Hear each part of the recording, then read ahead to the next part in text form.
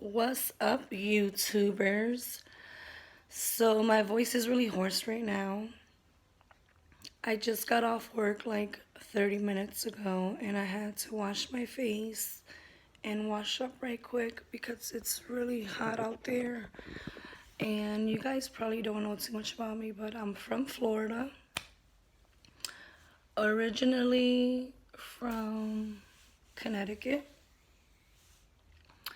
And I don't want to say too much because probably a lot of you guys are already gonna know me. Even though I don't have many followers or subscribers at all, I just started this. But I really started this vlogging because I felt like it can help like a lot of different people in a lot of different situations because I've been through so much that I kind of fit like every category as far as anything you can possibly think of. Addiction, being homeless, hitting rock bottom, relationship wise. I've been through a lot. I've struggled so much. And excuse my voice because it is very hoarse. I have a deep voice, anyways, but that's because I'm naturally loud. I'm Puerto Rican and it's in my blood. But I've been trying to tone it down a little bit for like my job, just in, just in general because you don't want to be all the time ratchet and just boisterous and just ghetto and loud with people, and I deal with a lot of customers. But anyways, I just wanted to touch a quick subject, a quick topic about addiction because I received a phone call today and it was like, it's so sad at the same time. And it's like, when you see people out there begging for money, or I'm expecting company in a minute, but so you're gonna probably hear somebody knock on my door. So I'm gonna try to make it short because they're not gonna understand. But basically talking about a loved one who is in addiction and how much that person has changed. And this person, when you see people out there who are down and who are homeless or anybody, we look at them like, ew, how do they get to that level? Like, I would never. But I feel like now that I'm doing well for myself and that I've been clean, um, I don't look at nobody down. I don't judge. I more just like pray for them and like, Lord, guide them, be with them, and, help them find the light because there's always a light at the end of the tunnel. But, anyways, this person called me today and was like, I would never think in a million years that I would have to cut my own sibling off. And I've been there. Like, I know how it is. Like, you think your family don't want a part of you or don't want to know anything about you or just pushes you to the side or whatnot, but it's not that. It's you're hurting that person. They don't want to see you go through that. They want to see you do better for yourself. They want to see growth, progression, you being normal. And when I was talking to this person on the phone, I'm like, this person has never been through addiction, but very smart person, has been through school, knows all about that or whatnot. And I was just thinking, like, I'm never like the person said to me, I'm like prepared already for that phone call, about this certain person. And I'm like, I just started crying because I'm not ready for that phone call. You know what I'm saying? I pray and I pray and I pray, and I'm just like, God, you know, be with this person, guide this person through whatever situation he or she may be in, and let them realize that what they're doing is hurting not only themselves but their family, their children, you know? And a lot of people are ashamed to ask for help because of their status or who they are. And look at me, I'm 5'7", 175, healthy as heck. Thank God I don't look like what I've been through, but I've been through so much. You wouldn't even imagine. Like, I've been through so much. And it took me to become this age. And I think this person is coming through. Yeah. And I don't even want to say my age, but I'm definitely in my middle 30s. Is that how you say it? Middle age 30s? Yes. I'm not young anymore. They say, yeah, 30, you're at your prime, but I'm over 30. Damn near 40.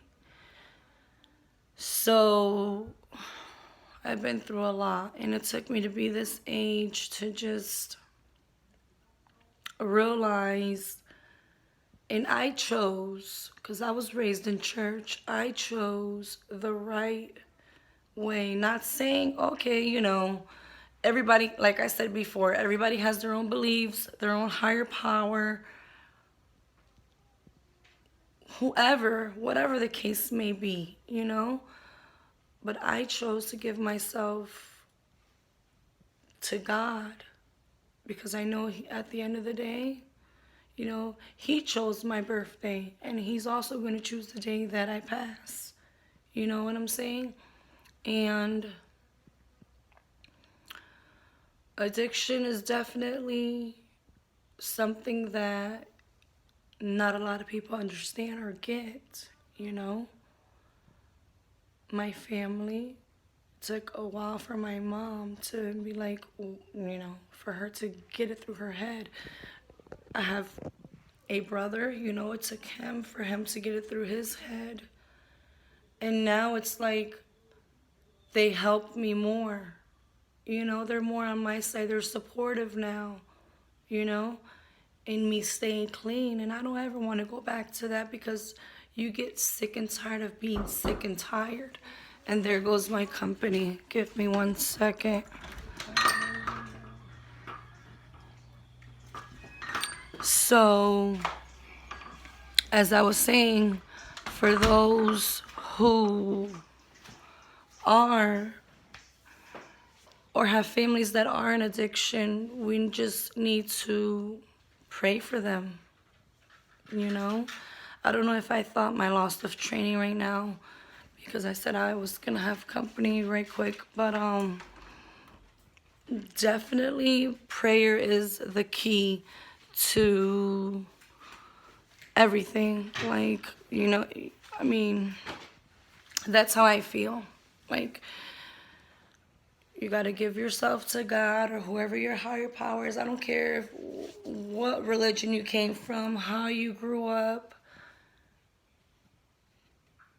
And you definitely have to want that change as well, So to those people who do have families that are in addiction and are struggling with addiction, it's never the end, You take one day at a time, one step at a time. You crawl before you walk. Don't look at someone else and be like, oh, they've been 10 years, 5 years clean, and look where they've gotten.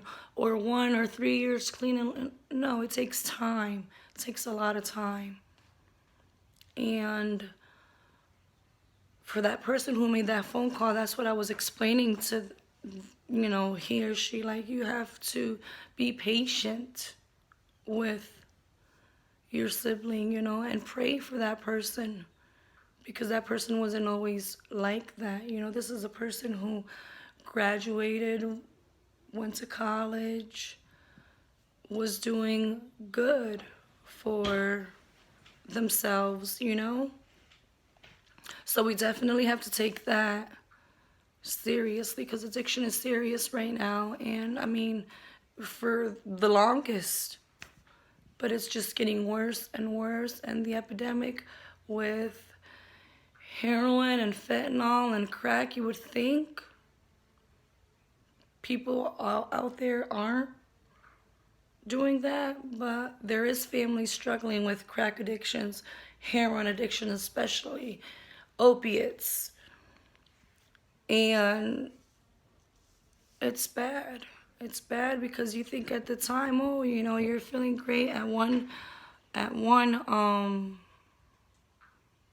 moment, you're feeling good, great, and like you're in heaven and you're flying, but then the next, you're feeling down, you wake up crappy, you're shitty, you need more money.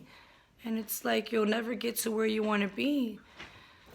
You'll never get to where you want to be if you continue that route.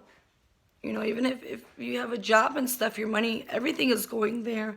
And people that are in addiction